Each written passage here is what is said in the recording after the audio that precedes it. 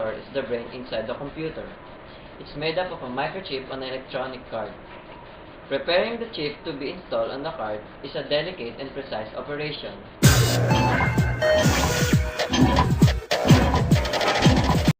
Scientists built the first computer in 1937, but it can only do algebra. The first general computer in 1946 was the size of a 20 refrigerators. During the 1950s, transistors replaced vacuum tubes and integrated circuits. Replaced transistors, but the biggest breakthrough came in 1971 with the microprocessor. All the components on one minuscule chip, that's what made the personal computer possible.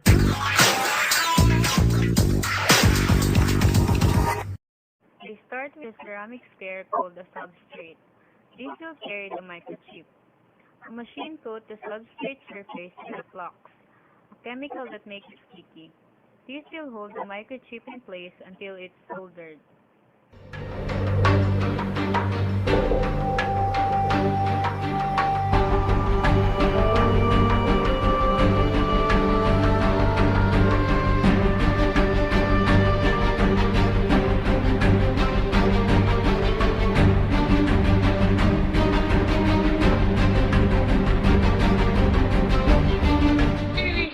Microchips ready-made with all the circuits in place.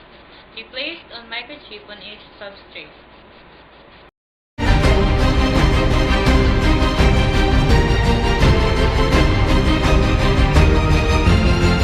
Infrared light guides the machine to place the chip in precisely the right spot.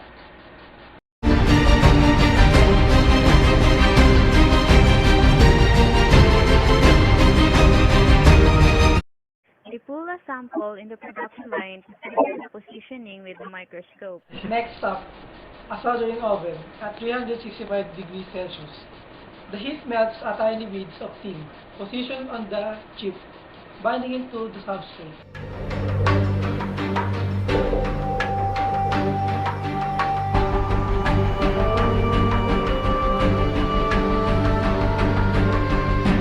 Next, they prepare to solder aluminum cap over each microchip. The cap will have two functions: to protect the chip and to dissipate the heat which the chip generates.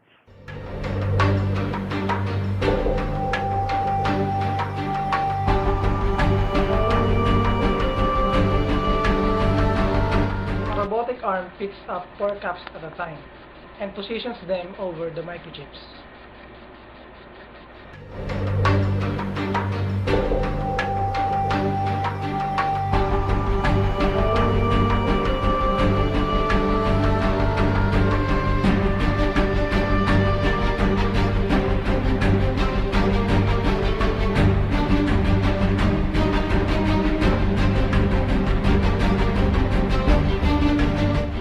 Go into a soldering oven at 150 degrees Celsius for about an hour.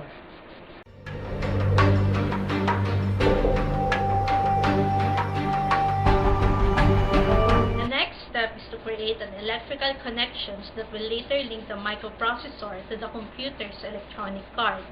They start at tiny pieces of cylindrical tins called columns.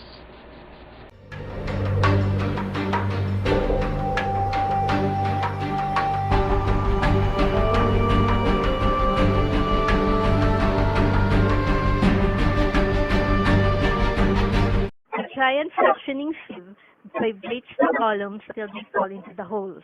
This lines them up vertically so that they can be attached to the substrate. A machine spreads a thick adhesive base that attaches the vertical columns in it.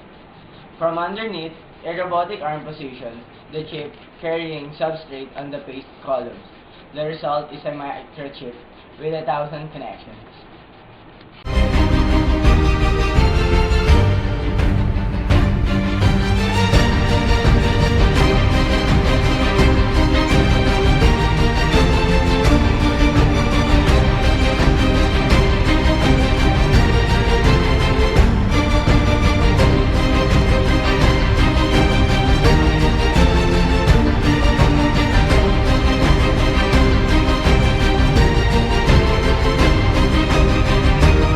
For even more connections, they use thin balls instead of columns.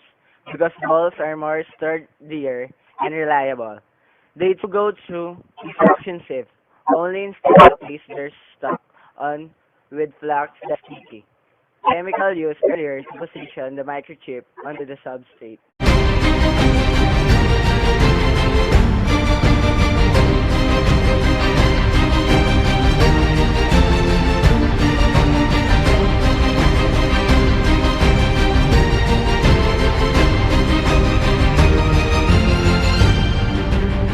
Finished microprocessor unit goes into evaporated solvents to remove other flux and residues.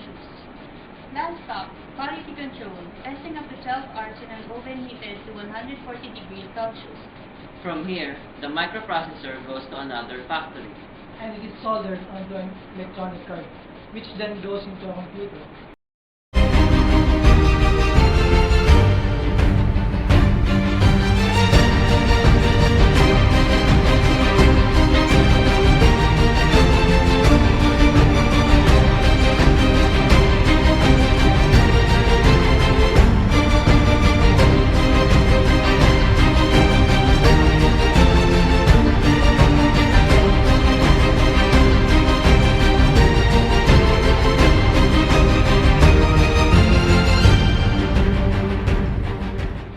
And that's the process of making a microprocessor. Thank you for watching.